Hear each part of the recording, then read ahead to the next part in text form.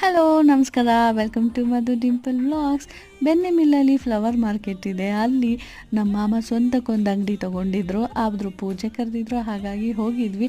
ಆ ನಂಬರ್ಗೆ ನಿಮಗೇನಾದರೂ ಫ್ಲವರ್ಸ್ ಅಥವಾ ಡೆಕೋರೇಟಿವ್ ಲೀವ್ಸ್ ಬೇಕು ಅಂತಂದರೆ ಅದು ನಂಬರಿಗೆ ಕಾಲ್ ಮಾಡಿದ್ರೆ ಇವರು ನಮ್ಮ ಮಾಮ ಅಕ್ಕ ಇವರು ಕೊರಿಯರ್ ಮಾಡ್ತಾರೆ. ಪೂಜೆ ಇದ್ದಿದ್ದರಿಂದ ನನ್ನ ಅಕ್ಕ ಅಮ್ಮ ಎಲ್ಲರೂ ಬಂದಿದ್ದರು. ನಾವೋಗಿದ್ದು ವರಮಹಾಲಕ್ಷ್ಮಿ ಟೈಮಲ್ಲಿ. ನಾನು ಸಹ ಸ್ವಲ್ಪ ಹೂ ತೊಗೊಳ್ಳೋಣ ಅಂತ ಅಂದ್ಬಿಟ್ಟು ನೋಡ್ತಾ ಇದ್ದೆ, ಯಾವ ಹೂವು ತೊಗೊಳ್ಳಿ, ಯಾವ ಹೂವು ಬಿಡಲಿ ಅನ್ನೋ ಥರನೇ ಇತ್ತು.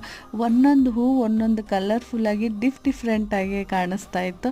ನಾನು ಸ್ವಲ್ಪ ಹೂ ತೊಗೊಂಡೆ. ಈ ಹೂನ ಒಂದು 15 ಡೇಸ್ ನೀರಲ್ಲಿ ಹಾಕಿದ್ರೆ ಬಾಡೋದೇ ಇಲ್ಲ.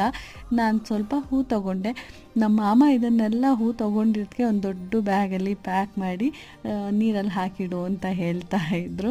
ಮನೆಗೆ ಬಂದು ಬಕೆಟ್ಗೆಲ್ಲ ಅರೇಂಜ್ ಮಾಡ್ತಾ ಇದ್ದೆ. ವಿಡಿಯೋ ಇಷ್ಟ ಆದರೆ ಲೈಕ್ ಮಾಡಿ, ಫಾಲೋ ಮಾಡೋದನ್ನ ಮರಿಬೇಡಿ.